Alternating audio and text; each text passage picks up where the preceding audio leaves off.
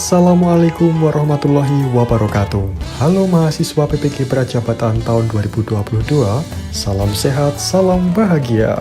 Perkenalkan, saya Bagus Juniarto Wibowo, mahasiswa PPG Prajabatan tahun 2022 Universitas Negeri Semarang.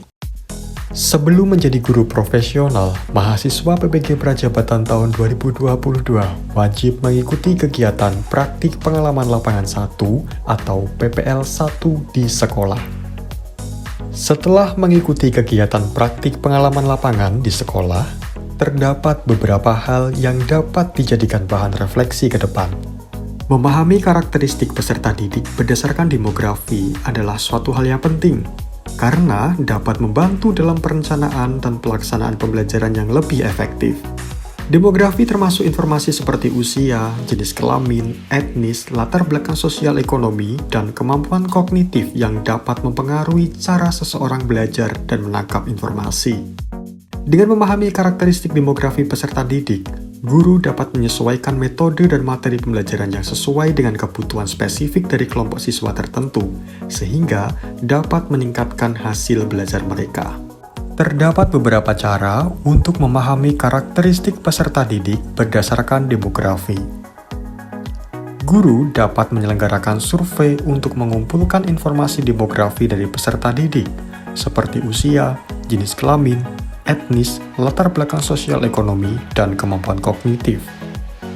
Selain itu, guru dapat melakukan observasi langsung, dapat melakukan wawancara, analisis data, dan kelompok diskusi.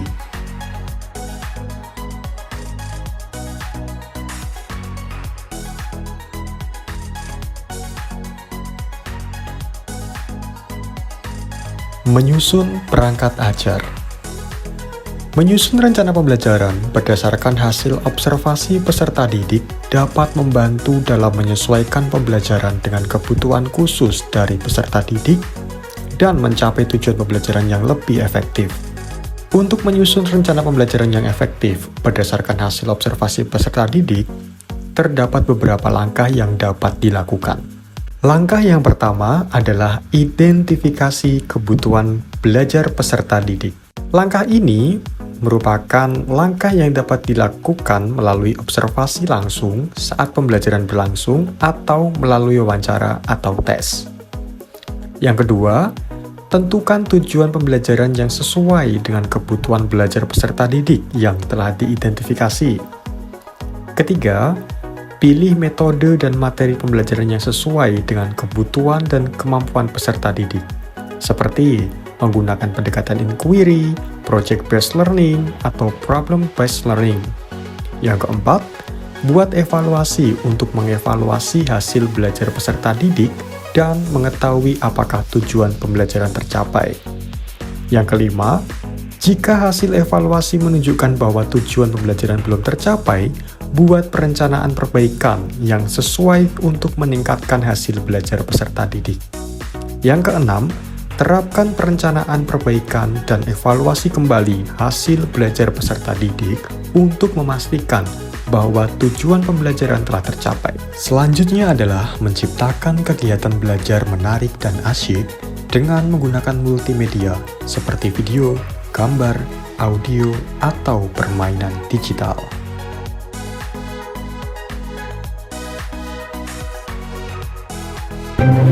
Belajar sambil bermain atau bermain sambil belajar. Ini keseruannya.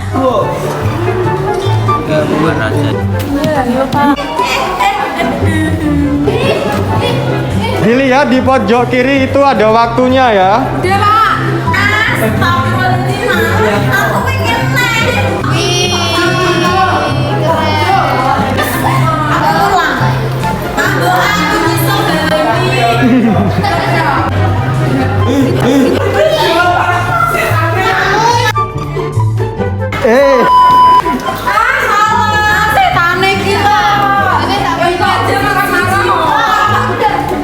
Udah grup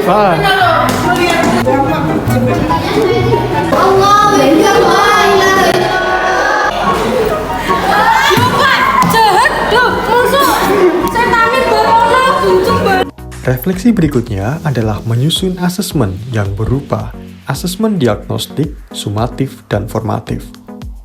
Dalam menyusun asesmen, penting untuk memperhatikan tujuan asesmen dan indikator kinerja yang digunakan, serta jenis asesmen yang digunakan.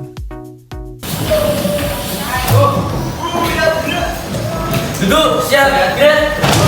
Sebelum mengakhiri pembelajaran materi hari ini, mari kita berdoa. Doa, mulai.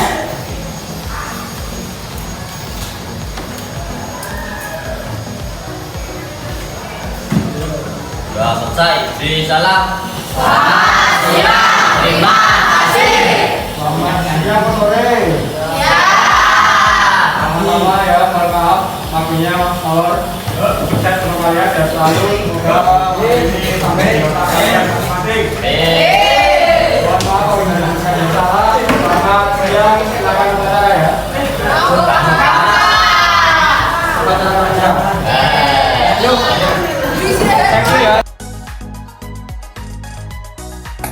Untuk Pak Bagus, terima kasih. Terima kasih ya Bagus. Terima kasih Pak Bagus. Terima kasih Pak Bagus. Terima kasih Pak Bagus. Terima kasih Bapak Bagus telah mendukung kita menjadi siswa yang baik dan rajin mencontek. Terima kasih atas perhatiannya. Mohon maaf bila ada salah atau omongan. Mohon dimaafkan. Assalamualaikum warahmatullahi wabarakatuh.